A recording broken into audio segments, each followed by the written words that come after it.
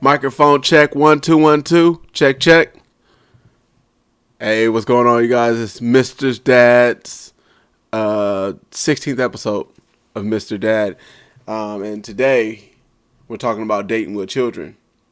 And when we say where, I'm more talking about myself, but I have like a bunch of personalities because I'm a Gemini, and that's what we do.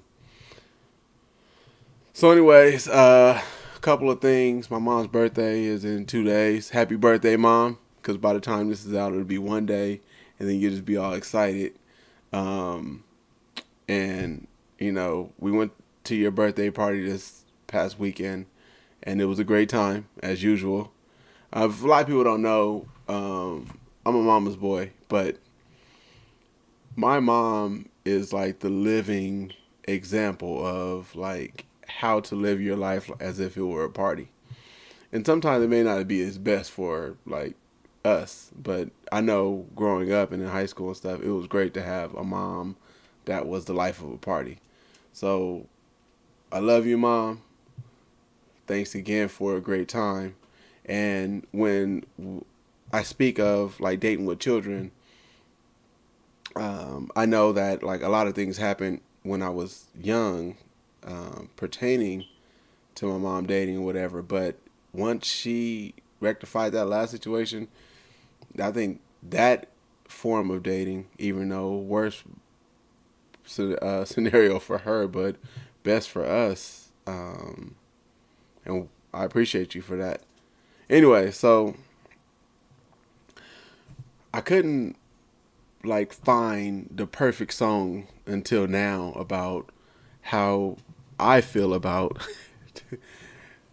how men are raised in society, and I'm gonna leave it to music to give y'all a little insight of how I was raised.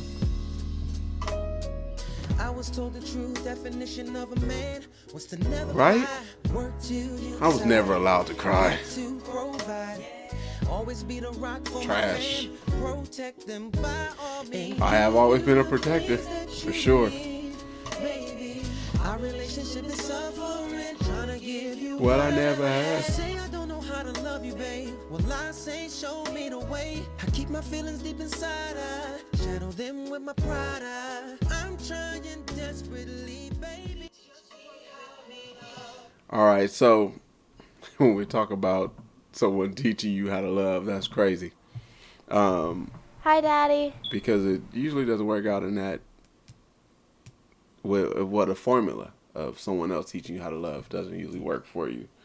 One of the main things is because like we have unrealistic expectations of the people that we want in our life or we feel is best for us. And sometimes when you have an expectation of someone that you want, or you write down that list of things, that you want to pinpoint that person needs in your life, it may not be best for you. Point an example. I've had maybe a few, one or two girlfriends in my life. And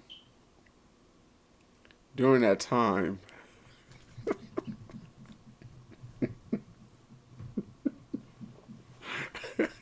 all right, maybe it's more than one or two. But every time I thought like I had the perfect person for me, there was always another hang up that I had because I always had these expectations of women. They're supposed to, do this, or they're supposed to be this way. And it's crazy because I have a few homeboys that have like the worst like mindset when it comes to the opposite sex. And they look at them as if they, I wouldn't say are evil, but are untrustworthy. And I never got to that. And I think that we are, as humans and as people that date other, like the opposite sex and things like that, I think we are what our experiences make us. So basically, when I was growing up, I was always the person that was, fucked up. And it wasn't until later that other people started to do the things that I was doing. I was like, hey, that doesn't feel well. But I always thought that women were the greater sum of me. They were the ones that were better than me in society. And as long as I kept my end of the bargain, women would keep their end of the bargain. And I have homeboys that are telling me, like, nah, like, you can't trust them. Like, yo, this married chick just tried to talk to me in the grocery store, and she, wedding ring and all. And then later on at night, she's sending, naked pictures to him. It's like, see, this is what women are. And for me, it's like, nah, like, that's just some women. Not all of them. Because, once we start drawing up that thing, that means that I can't trust anybody in this world. But I did learn something in the last few years, is that we're all human. So we all act with some sort of emotion, even if we try to be as logical as possible. I, for one, have found myself looking at women in a different light. Not as well as what I used to, where it's just like they can do no wrong. Now, I know there's a possibility that they'll do wrong. However, I feel like that is according to my actions. I think that most humans are reaction based. And I think that we, instead of being reactive, we sometimes need to just be proactive in the things that we do. So when I'm sitting back and I'm listening to the person that's in my life at the time, or just the person that I'm dealing with, and it's like, hey, I want X, Y, and Z. It's like, okay, well, if I give you these things, then I can accept some greatness back. And that's my point of view. But like I said, I got homeboys that do not feel the same. And I feel like where does that come from? What that stems from is like putting people on a pedestal. I was having a conversation earlier, and this wonderful woman was telling me that it's not about that you can't put people on a pedestal. It's the type of people that you choose to put on a pedestal. Because if you put a person that wasn't right for you on a pedestal, then that may end up blowing up in your face. And then that becomes a you issue, and then you start looking at the world differently. I think a lot of the times we take what's happened to us in life and we spin it off and we make it a everyone issue. So I think one of my things is like I was putting people on pedestals that maybe didn't want to be up there, or maybe didn't want to live up to the pressure that I put on them. Because I put a lot of pressure on myself, and I feel like if I'm under pressure in a relationship, then the next person should be, the person I'm with should also be equally pressed. And that's basically a way that you kind of spread it out and make it all even. And a lot of the times, because I take on such a large load, I just expect people to take on that load with me, I guess, as well. But I do find myself laughing at like the opposite sex. And women, I know you guys are going to feel a certain way about this, but I'm cool with it. I am under the belief, and it's just me, that women absolutely hate being compared to the last woman, but still compare men in the same breath. So, point in case, you guys compare differently, and it's a little bit more slick. So, for example, if I'm like, yo, man, she used to cook mad dinners, like, you don't cook dinners for me. That's how a man would say something. It's like, and then all of a sudden, off the bat, you get, don't compare me to that bitch. Like, who the fuck you think you are comparing me to that bitch? Fuck that bitch. She ain't nothing like me. I'm better than her. Whatever. And for men, it's a little different. For men, we don't get compared directly. It'll be an indirect comment, and then you have to swing that shit back around. So males, stop getting tricked, because it's always a trick. They're always trying to trick us. All right, let me tell you how. All right? This is how a woman would do it. She would say something like this. She would say, I don't like when you yell at me like that. Uh, I hate when people yell at me like that. That's something that he would have done. And you see how you're not saying, like, she's not saying that he's like you. She's saying that you're doing something like him, which is still a comparison. And it's fucked up. It's a fucked up ass double standard. I am so tired of these double standards in life with women and men, because when it comes to dating, we are expected to uphold certain standards with ourselves as men, because it's really hard to be masculine now in 2019. Being masculine is old and outdated, and only certain women want us.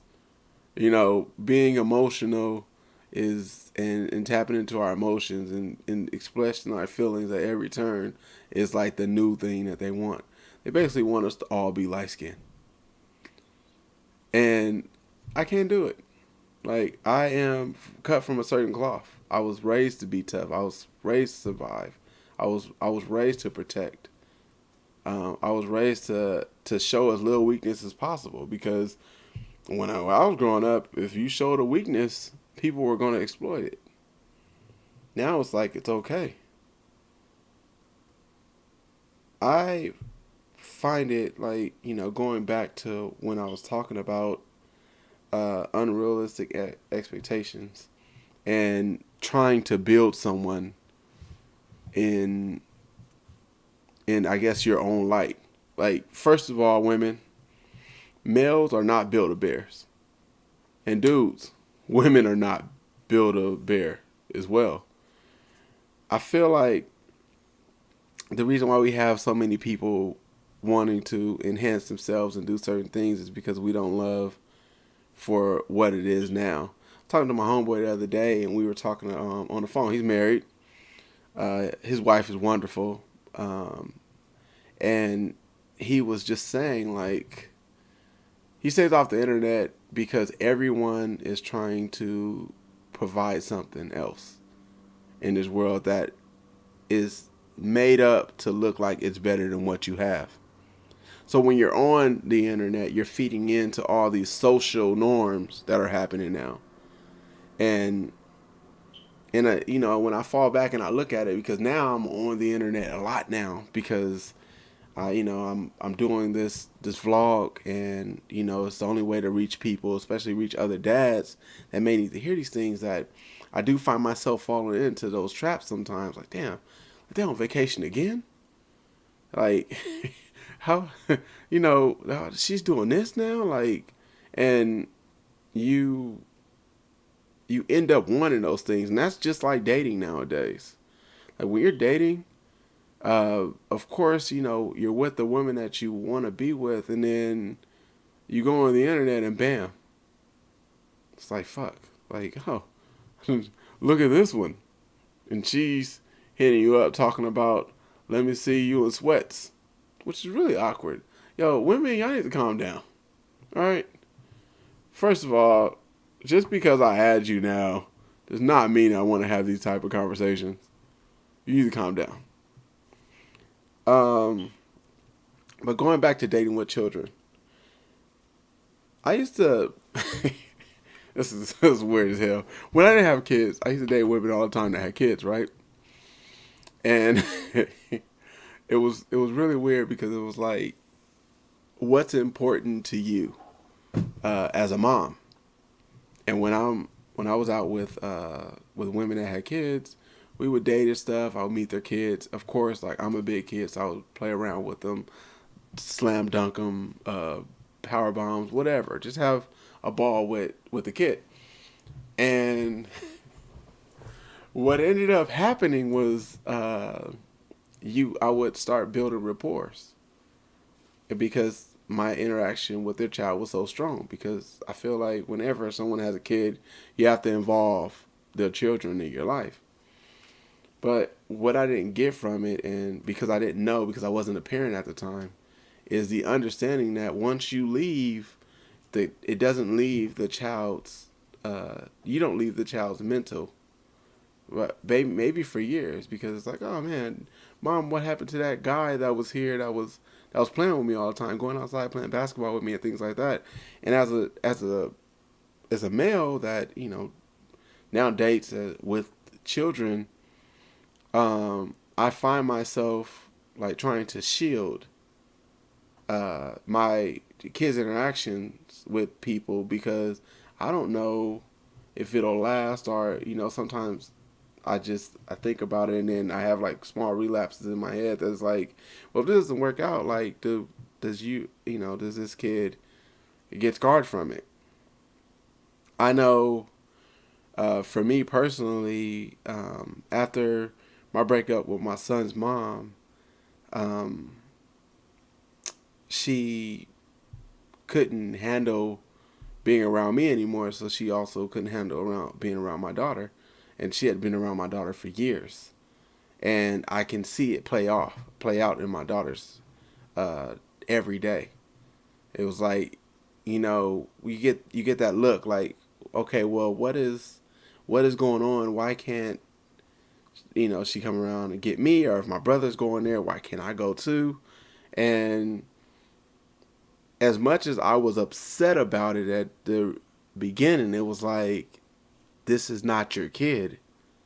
So because this is not your kid, I need to fall back and understand that. But at the same time, my daughter she didn't understand it. So it doesn't really matter about what I think about it, or if I start to understand it. It's all about what that child thinks. And that's the problem with dating when you're a parent, because it's, for one, if you are involved in your life, in your child's life, like I am, you a lot of the times have your kids with you. Like, I don't know, if people see me in passing and stuff like that, but I always have a child with me. And when you're raising a kid and you're doing it and you're a custodial parent, you have to expose your kid to people regardless if you want to or not. And I think that's the most challenging thing when you're an adult and you're raising this kid, and you want to have the social interaction, you want to date somebody, you want to feel that love, and you want to be cherished, but at the same time you want to have your child in the safest emotional environment as you can. Because it's like, if I put you in my child's life and we break up, are you still gonna be around? And most of the time the answer is no. Because when people, when we were young, you date somebody for a while and then y'all break up and that's just it. I probably won't even see you anymore, because we don't hang around the same people. We don't do the same things. And that's the issue. Because it's because when you love somebody, you have to love their kid. And when that love is gone, do you let that love for the kid fade? I'm not.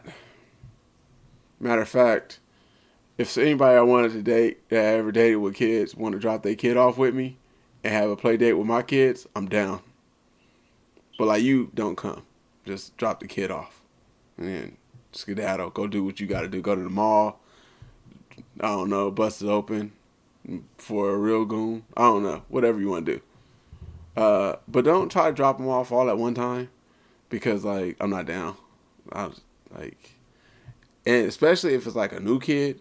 Like, I'm talking about the old kid that I used to play with. Don't be dropping off your 2-year-old. I'm cool.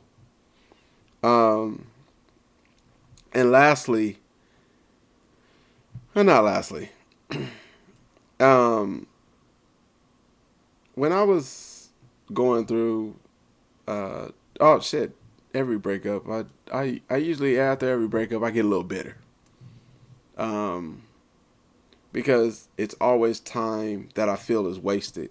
Because if it doesn't matter if I'm with you for 3 months, 3 years, 9 years, 20 years, if it doesn't work, I have wasted that amount of time. and then you waste money.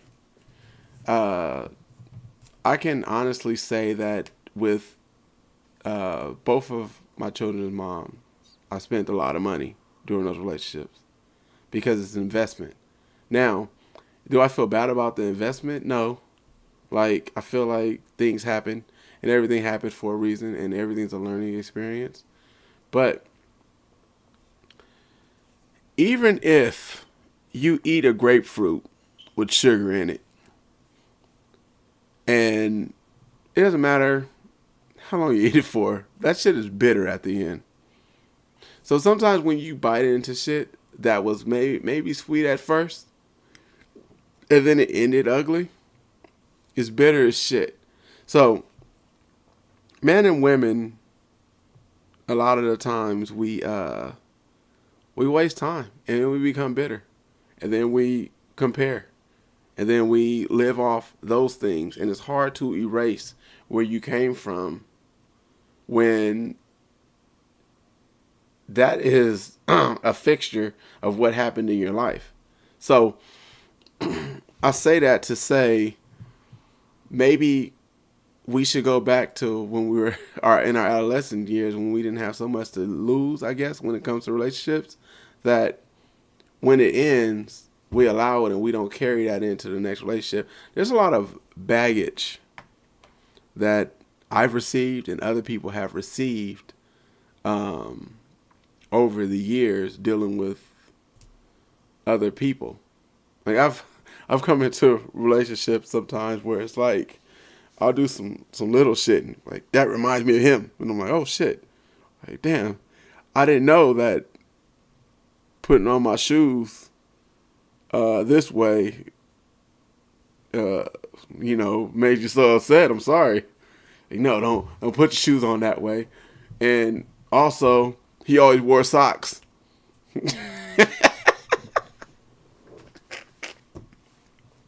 I hate you women. By the way, just wanted to throw that out there. Lastly, I need to talk about something with everyone here, so listen close. Love and comfort. Sometimes comfort disguises itself as love real easy. You can be so comfortable with the familiarity of a person that it feels like it's still love. For example, I have a friend that he was with a chick for, I don't know, some umpteen years or whatever. And they got divorced. And she came around a lot still because it was really comfortable for her. But it wasn't the best situation because it had become like a mental crutch for the both of them, and it was also like like one of those abusive relationships, right? And one day I was like, dude, like, you guys got the divorce, you guys don't do anything but argue every time you come over here, y'all fighting, and why are you still dealing with her? And he said it was because when he dated someone new, even if they were the best person ever, they weren't that person. And sometimes I just say that to say, like, when we become extremely comfortable with someone, we sometimes just weave our way back into those lives instead of just going forward. Because especially if it didn't work and you tried again and it didn't work, and then you tried again and it didn't work, there's a reason why it's not working. And as much as the comfort brings you some type of peace, actual inner peace comes from like moving on and knowing yourself. I don't want my children to see me going through the motions with the same person over and over again, regardless of if it's their kid, if their mom or not. Because at the end of the day, your sanity means nothing once you have kids, unless they're sane as well. So sometimes when I sit back and I'm thinking about like my daughter and her happiness, um, I'll put her happiness first, and of course I'll make sure that I'm happy as well. But if I see myself going back to a fucked up situation for me, then I sit back and I think about, okay, well, what is that going to do for her, to her long term? Because every time I get comfortable and I want to revert back to something, I either will upset myself later or fuck myself in some way to the point where it's going to hurt her because they're going to see. Because because children pick up on everything. There's not one thing that I do on a daily basis that if my kids are with me, I know they're not picking up on. And that's the cold hard truth. So remember, you guys, when y'all go out and dating on these apps, women, make sure when you get in the car, you take a picture of the dude and be like, yo, you ain't raping me tonight. And you send it to your friend. And males, make sure that she got at least got enough money to pay for her own food if the date is trash. Until next time, I gotta get out here and raise these kids.